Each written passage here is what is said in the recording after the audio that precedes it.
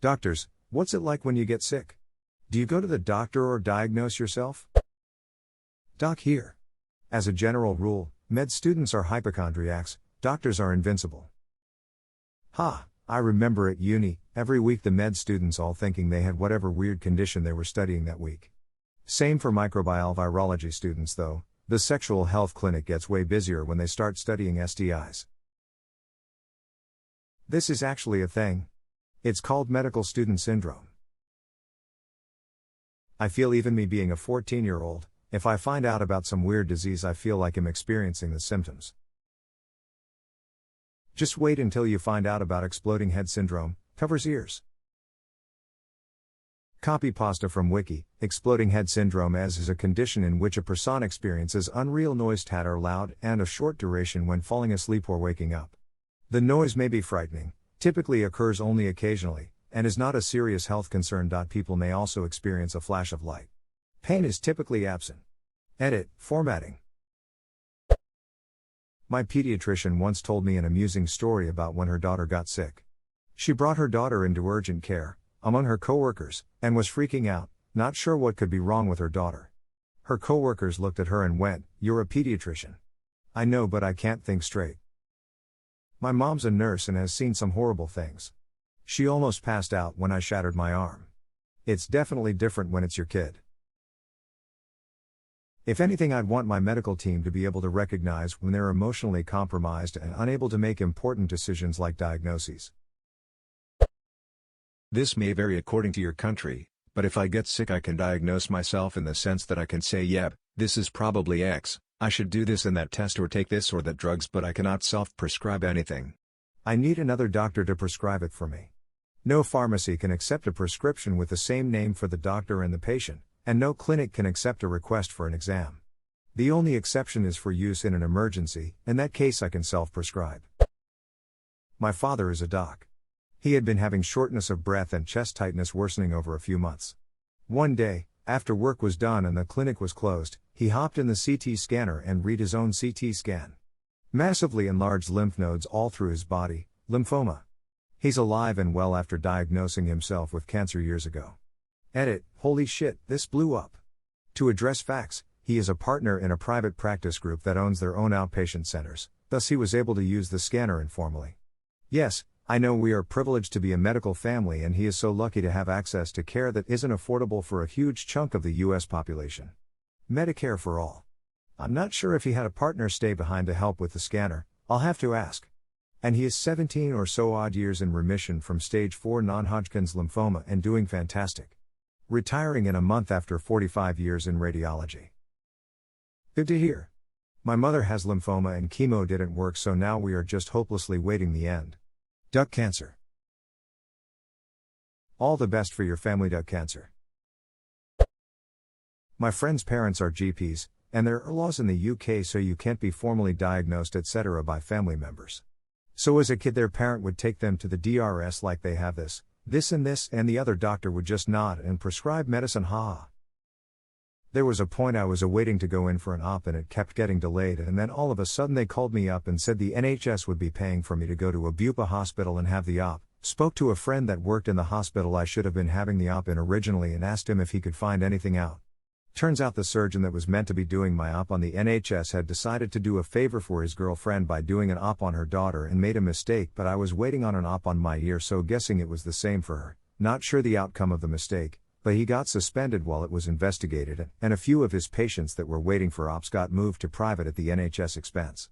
1010 would want my NHS surgeon to do that again if it meant that I got to go private without the cost.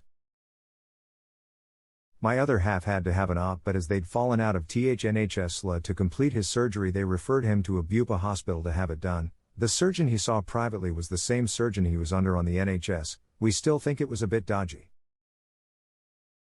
A lot of NHS consultant surgeons also do private work. Nothing dodgy about it at all. They can work 2 jobs just like any other person. They get more money that way. I cry to my wife, who is also a doc, and then proceed to refuse every remedy she offers me. First, that's hilarious. Second, I have to ask, what's your wife's reaction? And what happens when your wife gets sick? She goes to a proper medical doctor, Because he left out that neither of them are doctors of medicine. I'm sick.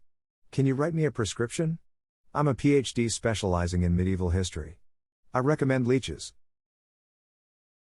First and foremost, let's address these ghosts you clearly have in your blood. I'm a veterinarian. When my own pets get sick, I turn into a useless, crying idiot. Luckily, I have good colleagues to turn to. I'm vet tech. I was helping one of our doctors x-ray her rescue dog's chest due to a cough. I looked at the picture and pointed out she has a bullet in her side. She almost lost it right there. Whoa. Like from an old wound that healed over? What do you even do about that? Can you do anything? Poor pup. Half the time with people you don't even take the bullet out unless it's somewhere it really shouldn't be. Just because it's more damaging to remove it than the bullet will actually cause sitting there. Though this is all information regurgitated from some random memory. I don't know about half the time since there are a lot of places a bullet really shouldn't be, but I don't think it's unheard of, especially in veterans, to have bullets or pieces still in your body for a while. Yeah, I still have a decent amount of spalling in my right leg and arm. Getting it out surgically would make those muscles Swiss cheese. Removing a few pieces of metal with tweezers every few years on the other hand is nothing. Does it slowly push itself to the surface over the years? Yep. Keep in mind that this is primarily just small pieces of bomb shrapnel that are the size of BB pellets. I am not pulling out a 1-ounce slug every few years. That's simultaneously badass and horrifying. I'm curious. Does the metal work its way up and you just pull it out? Does it bleed? Do you keep the metal, or throw it away? I ask because I'd keep it, almost like a memento. My curiosity is getting the better of me. Feel free to tell your story on how this happened, assuming you want to. Also, thank you for your service, for whatever country you're from.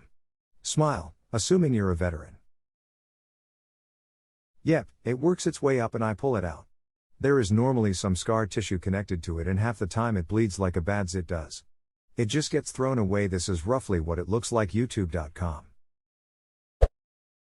I come from a family of doctors. I am a doctor, and I grew up knowing basically every doctor in my area.